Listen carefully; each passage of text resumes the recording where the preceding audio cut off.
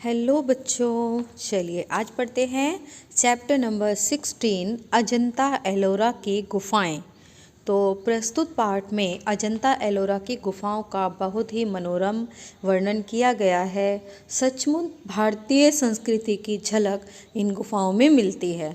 इन गुफाओं में भारतीय चित्रकला के अनुपम उदाहरण मिलते हैं। साथ ही हमारे देश की सांस्कृतिक धरोहर के विषय में महत्वपूर्ण जानकारी भी मिलती है। तो चलिए पढ़ लेते हैं चैप्टर। क्या है इसमें? मैं बहुत दिनों के बाद अपने चाचा जी के घर औरंगाबाद जा रहा था। साथ में दो मित्र भी थे। पूरे रास्ते बचपन की यादें फिल्म की भांति आंखों के सामने आने लगी थीं। अपने भाई बहनों के साथ हम अक्सर अजंता और एलोरा की गुफाएं देखने जाया करते थे। आज मैं अपने मित्रों के साथ उसी ऐतिहासिक कलात्मकता के दर्शन करने जाऊंगा। यह सोचकर देखिए, आपको ये आवाज़ें सुनाई दे रही हैं। अभी आपको लग रहा होगा कि हम भी अजंता की गुफाओं में बैठे हैं, है ना। प्राकृतिक दृश्य वहाँ पर बहुत अच्छा मिलता है देखने को। तो लेखक जब घूम रहे थे, उन्होंने अपने विचारों को यहाँ पर व्यक्त किया है। तो यह सोचकर मन अत्यंत प्रसन्नता का अनुभव कर रहा था कि घर पहुंचकर चाचा जी ने बड़े प्यार से हम सबका स्वागत किया। मैंने ज़्यादा समय न गंवाते हुए उन्हें अपने कार्यक्रम की सूचना दी, तो वे भी हमारे साथ चलने को तैयार हो गए। अजंता की गुफाओं को देखने का कार्यक्रम पहले बना। हम सब अपनी कार से वहां पहुंचे। रास्ते में चाचा जी विशेष जानकारियां भी देते जा रहे थे। सुनने में अजंता एलोरा एक ही लगते हैं, लेकिन चाचा जी ने बताया इनके बीच कम से कम 100 किलोमीटर की दूरी है। दोनों के बीच काफ़ी विषमताएं भी हैं। चाचा जी हमें दोनों गुफाओं का अंतर बताते हुए बोले कि अजंता की गुफाओं को एक पहाड़ को काटकर बनाया गया है, जबकि एलोरा में कई पहाड़ियों को काटा गया है। तो ये बात बच्चों आपको याद रखनी होगी कि अजंता की जो हैं गुफाएं वो एक पहाड़ को काटकर बनाया गया है और एलोरा की कई पहाड़ियों को।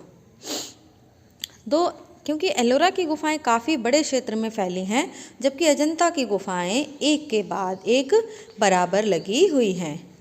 7वीं शताब्दी में बनी अजंता और एलोरा की गुफाओं की चित्रकारी भारतीय चित्रकारी का सर्वोत्तम उदाहरण है। प्राचीन काल में भारतीय चित्रकला धार्मिक भावना से ओतप्रोत थी, इसलिए इन गुफाओं में मिलने वाली मूर्तियों और चित्रों में हिंदू, बौद्ध तथा जैन धर्म का प्रभाव स्पष्ट पड़ता है। अजंता की गुफाओं का निर्माण कार्य लगभग 1000 वर्ष तक चला। देखा बच्चों, कितने दिनों तक चला? 1000 वर्ष तक। मेरे मित्र प्रदीप को बड़ी हैरानी हुई कि इतने वर्षों तक कार्य चलने पर भी मूर्तियों की कलात्मकता में ज़रा सा भी फर्क देखने को नहीं मिलता। हरीश ने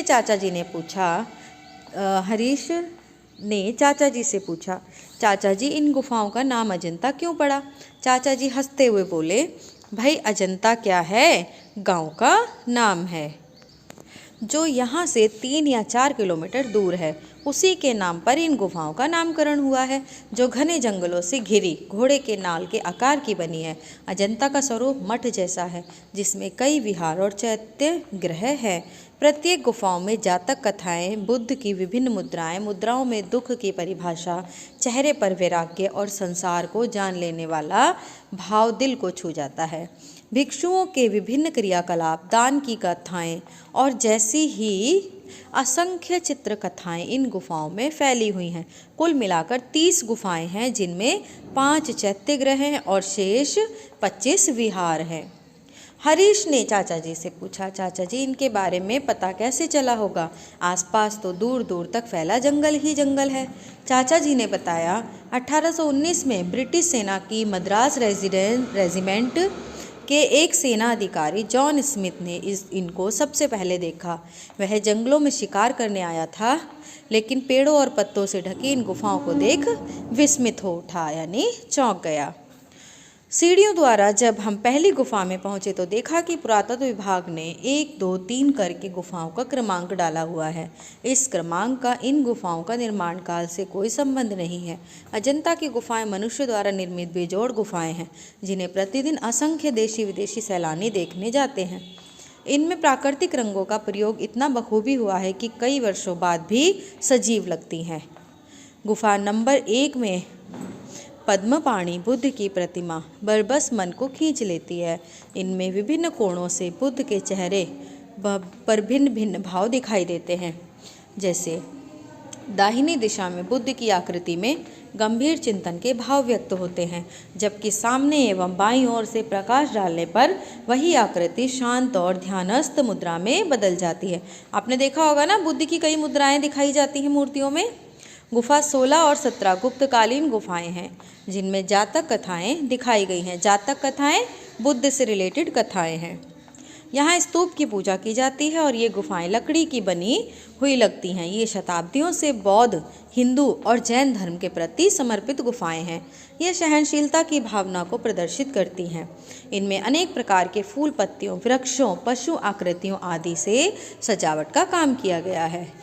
इन चित्रों की एक विशेषता यह भी है कि ये आपस में एक दूसरे से जुड़ी हुई हैं। इन्हें अलग अलग भागों में विभाजित नहीं किया जा सकता। इनमें गुफा नंबर 26 में बौद्ध की लेटी हुई विशाल प्रतिमा देखते ही बनती है। इन चित्रों को चट्टान की सतह पर बनाया गया है, जिसे छेनी के छोटे गड्ढे करके खांचों में परत लगाकर बनाया गया है। आपने देखा है बेटा, पहले चट्टानों को काट काट कितनी सुंदर आकृतियाँ बनाई जाती थी। आपने कार्विंग सुना है ना, आप लोग सोप कार्विंग भी करते हैं। आप लोग साबुन लीजिए और उस पर कुछ बनाइए उकेर कर, है ना, छोटा छोटा काट काट के देखिए। उसी तरीके से पत्थरों को काट कर गुफाओं और मूर्तियों का निर्माण किया जाता था। इन चित्रों में गोंद, फूल, पत्तियाँ, चावल का मांड तथा वस्तुओं का सम्मिश्रण कर बनाया गया है। हजारों वर्ष बाद भी इनका रंग हल्का नहीं पड़ा। ये भित्ति चित्र नहीं कहे जा सकते, क्योंकि भित्ति चित्र गीले प्लास्टर पर ही बनाए जाते हैं, जबकि इन्हें प्लास्टर सूख जाने के बाद बनाया गया है। इन गुफाओं की छतों पर भी भगवान बुद्ध के जीवन में से संबंधित घटनाओं को उकेरा गया है। देखो बेटा, इसमें भित्ति चित्र का जिक्र किया गया है। भित्ति चित्र वो होते हैं जैसे दीवार पर जब प्लास्टर कर दिया जाता है तो प्लास्टर में ही वो उकेरे जाते हैं, उसे हम कहते हैं भित्ति चित्र। जबकि ये जो चित्र बनाए गए हैं ये प्लास्टर करने के, सूखने के बाद बनाए गए हैं, तो हम इन्हें भित्ति चित्र नहीं कह सकते। चाचा जी ने बताया कि इन चित्रों को सुरक्षित करने के रसायन ने काफ़ी चित्रों को नुकसान पहुंचाया है। तथापि इन गुफाओं में हम इतना खो गए कि समय का पता ही नहीं चला और शाम के 5 बजने लगे। बजने से पहले ही गार्ड हमें बाहर जाने का आग्रह करने लगे। अब एलोरा जाने का समय भी नहीं बचा था। सचमुच इन गुफाओं में गौतम बुद्ध के जीवन के विभिन्न पहलुओं को देखकर ऐसा लग रहा था कि मानो गौतम बुद्ध ध्यान मुद्रा में बैठे आज भी शांति, सद्भाव व एकता का संदेश सुना रहे हैं। अगली सुबह हम लोग एलोरा की गुफाएं देखने चल दिए। ये गुफाएं बैरुल नामक स्थान पर बनी हैं। ये गुफाएं ज्वालामुखी बेसाल्टी पत्थरों को काटकर बनाई गई हैं। ये भी सह्याद्री पर्वतमाला का हिस्सा हैं। इनका निर्माण राष्ट्रकूट के समय हुआ। इनमें कैलाश गुफा सबसे अधिक प्रसिद्ध है। बौद्ध धर्म, जैन धर्म और हिंदुत्व से प्रभावित ये शिल्पकलाएं पहाड़ में विस्तृत पच्चीकारी दिखाती हैं।